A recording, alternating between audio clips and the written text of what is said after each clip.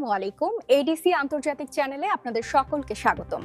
শুরুতেই সংবাদ শিরোনাম, এরপর থাকছে বিস্তারিত। ইরানের হামলায় কেঁপে উঠল দুবাইয়ের মেরিনা। ইউক্রেনে রুশ হামলা জোরদার, নিহত আরও 10। মার্কিন পাইলটকে জীবিত পেতে মরিয়া কেন যুক্তরাষ্ট্র ইরান? 160টির বেশি ড্রোন ধ্বংসের দাবি ইরানের। এতক্ষণ শুনছিলেন সংবাদ শিরোনাম, এখন শুনবেন বিস্তারিত। আপডেট সংবাদ পেতে আমাদের চ্যানেলটি সাবস্ক্রাইব করুন। ধন্যবাদ। সংযুক্ত আরব আমিরাতের বাণিজ্যিক কেন্দ্র দুবাইয়ের অভিজাত এলাকা দুবাই মেরিনায় ড্রোন ও ক্ষেপণাস্ত্র হামলা চালিয়েছে ইরান। আন্তর্জাতিক সংবাদ মাধ্যম আল জাজিরার প্রতিবেদন জানিয়েছে, শনিবার 4 এপ্রিল সকালে তেহরান থেকে এ হামলা চালানো হয়। হামলার পর আমিরাতের প্রতিরক্ষা ব্যবস্থা তা প্রতিহত করার চেষ্টা চালায়।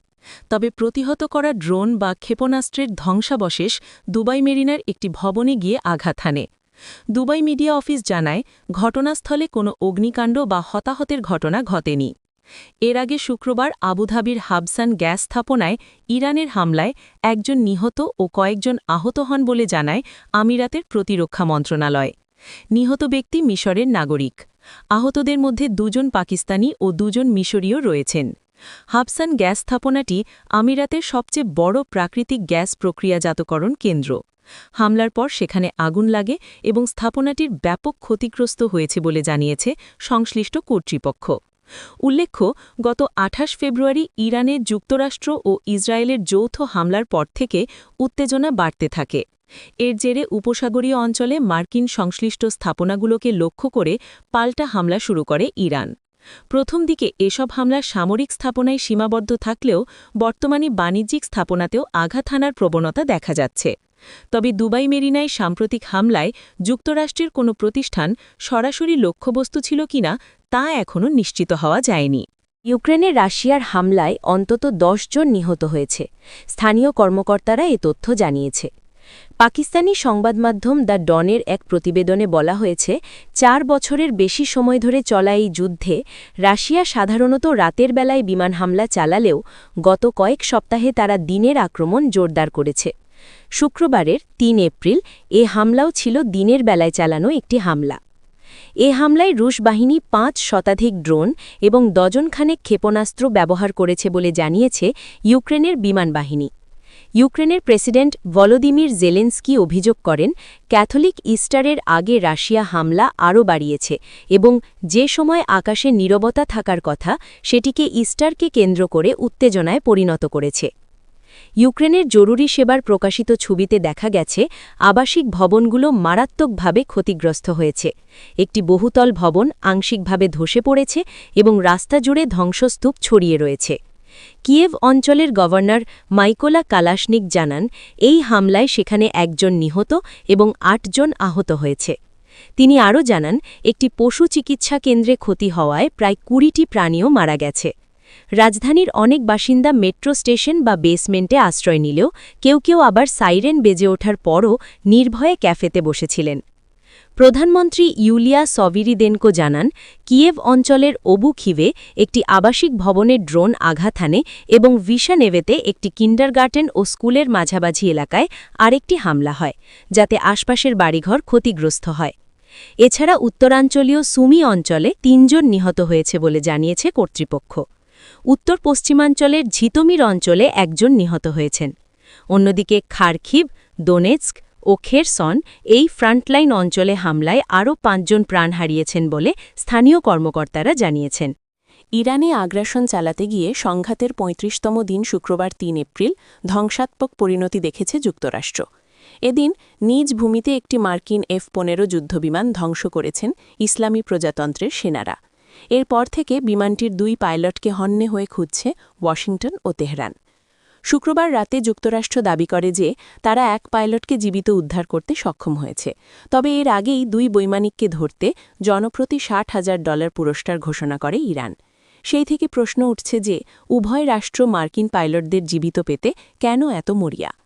পাইলটের খোঁজে ইরানে অনুসন্ধান ও উদ্ধার অভিযান চালাচ্ছে যুক্তরাষ্ট্র। অপরদিকে তেহরানের সামরিক ও আধা সামরিক বাহিনীর সঙ্গে তন্ন তন্ন করে খুঁজছে সাধারণ নাগরিকরাও। F-15 জেটটি বিধ্বস্ত হওয়ার সময় এতে দুজন পাইলট ছিলেন। নাম প্রকাশে অনিচ্ছুক মার্কিন কর্মকর্তাদের বরাত দিয়ে অ্যাক্সিওস এবং CBS নিউজ শুক্রবার বিকেলে জানিয়েছে যে এক পাইলটকে মার্কিন বাহিনী উদ্ধার করতে সক্ষম হলেও দ্বিতীয় বৈমানিকের সন্ধানে তল্লাশি অব্যাহত রয়েছে। টাইম ম্যাগাজিন এই উদ্ধার অভিযানের প্রক্রিয়া এবং নিখোঁজ ক্রু সদস্যদের অবস্থান শনাক্ত ও উদ্ধারে সামরিক বাহিনী কিভাবে কাজ করে সে বিষয়ে ব্রিগেডিয়ার জেনারেল হিউস্টন ক্যান্টওয়েল এবং মেজর জেনারেল থমাস কুঙ্কেলের সঙ্গে কথা বলেছে।